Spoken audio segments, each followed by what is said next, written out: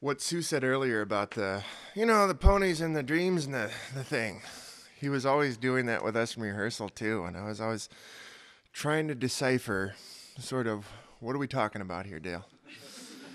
And one of the last funny things along those lines, I remember he was advising me what pickup to get in my guitar, and he knew all about the best little gizmos, and he'd tried them all, and he had his sound. He was always meddling with, if I turn this down a little bit and we add this to the sound, it's going to be perfect, and he was always just making all these little adjustments, and the pickup that he wanted me to get was called a K and K pickup.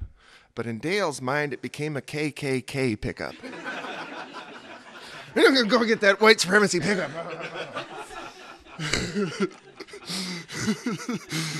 My KKK pickup. And the last thing was, I didn't know what I was going to do when I came over here. I was looking at some of the Hang Louey songs, and I thought, man, I don't know if I could do that. And whenever I was in an insecure place on stage or anywhere else around Dale, he had a way of putting people at ease, sometimes a little unconventional.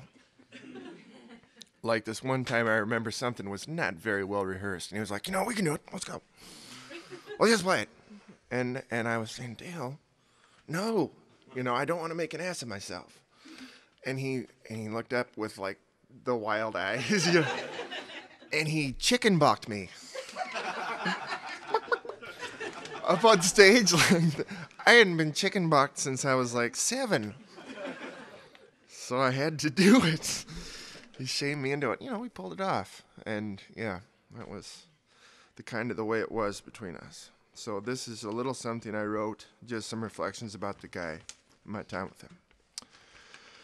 Okay, got to start with a laugh.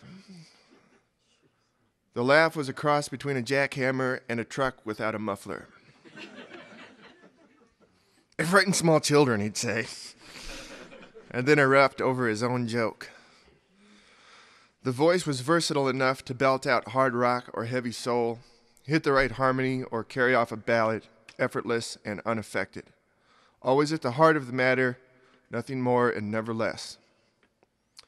The guitar was a natural extension, like an appendage, inseparable from his spirit.